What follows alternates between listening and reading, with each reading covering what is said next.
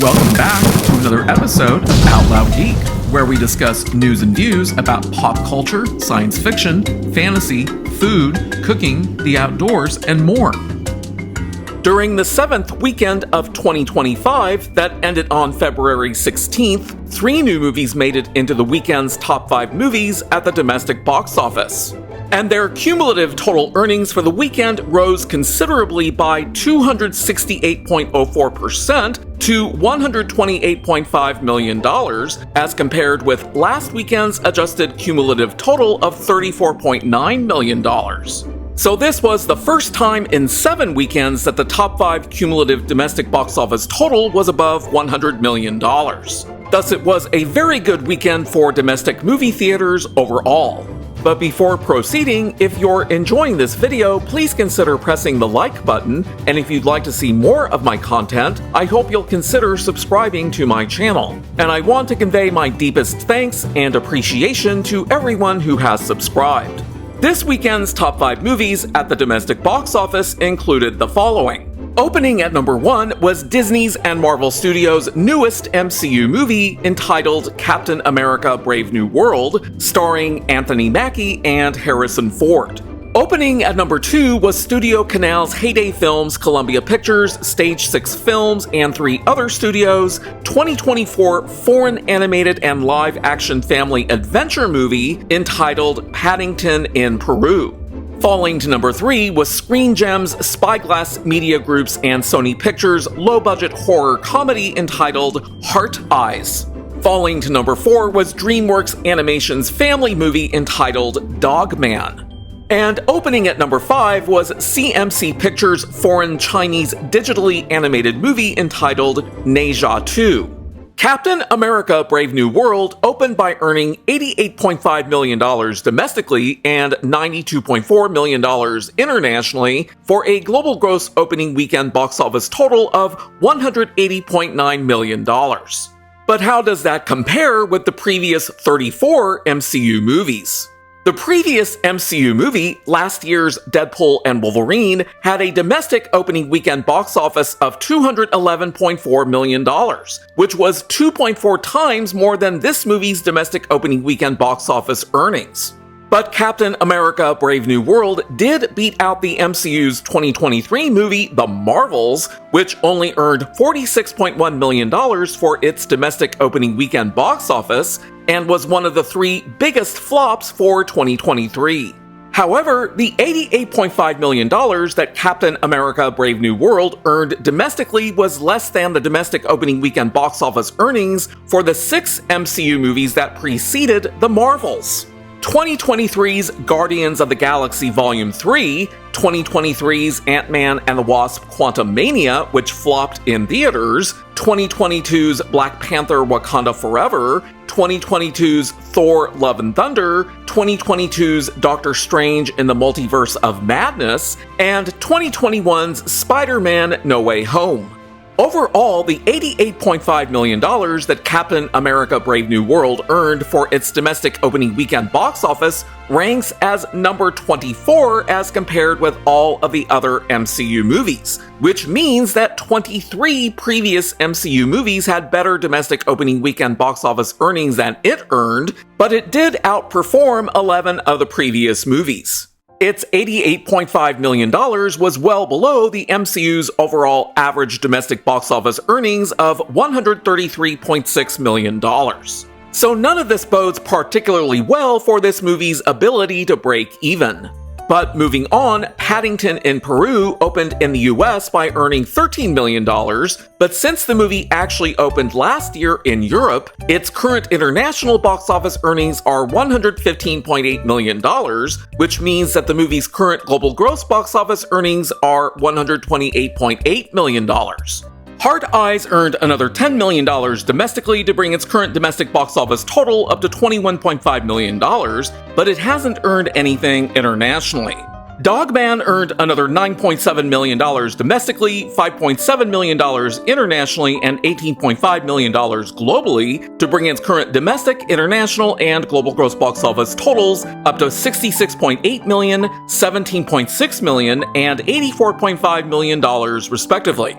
The Chinese movie Ne Zha 2 opened by earning $7.3 million domestically, but the movie had already opened in other international markets earlier this year, so that its current total international box office earnings are already $1,046.6 million, and its current total global gross box office earnings are $1,053.9 million. So it's currently the highest grossing movie worldwide for 2025 and the first movie to break $1 billion globally. I'd love to know in the comments below whether you watched any of these 5 movies this weekend and what you thought about them if you did, or whether you weren't interested in seeing any of them. So even though this is 2025, we're continuing to deal with the 3 highest grossing movies domestically for 2024. And those 3 movies remained Disney Pixar's animated movie Inside Out 2, Disney and Marvel Studios MCU movie Deadpool and Wolverine, and Universal's Wicked, with domestic box office earnings of $653 million, $636.7 million, and $472.4 million, respectively. So Inside Out 2 and Deadpool and Wolverine remain the only 2 movies so far for 2024 that have broken $600 million domestically, and Deadpool and Wolverine became the highest grossing R-rated movie of all time domestically. And globally, the 3 highest grossing movies for 2024 remained Inside Out 2, Deadpool and Wolverine, and Moana 2, with earnings of $1,698.9 million, $1,338.1 million, and $1,044.4 million, respectively. Thus, Moana 2 is only the 3rd movie so far for 2024 to break $1 billion worldwide, after Inside Out 2 and Deadpool and Wolverine. Inside Out 2 outperformed last year's highest grossing movie worldwide, Barbie, by $251.3 million, and Deadpool and Wolverine became both the highest grossing R-rated movie worldwide of all time and the MCU's 6th highest grossing movie worldwide of all time. The reported production budgets for Inside Out 2, Deadpool and Wolverine, and Moana 2 are $200 million, $250 million, and $150 million, respectively. And to estimate what their break-even point ranges might be, I'll multiply each movie's production budget by 2.5 and 3.0 respectively to account for the 50% of gross box office ticket sales that movie theaters keep for themselves, as well as the additional costs of marketing the movie and other miscellaneous costs that the studio pays above and beyond the production budget. And when I do that, we get the following estimated break-even point ranges. For Inside Out 2, we get an estimated break-even point range of $500 million to $600 million. For Deadpool and Wolverine, it's from $625 million to $750 million. And for Moana 2, it's from $375 million to $450 million. Thus, all 3 of these movies have made bank.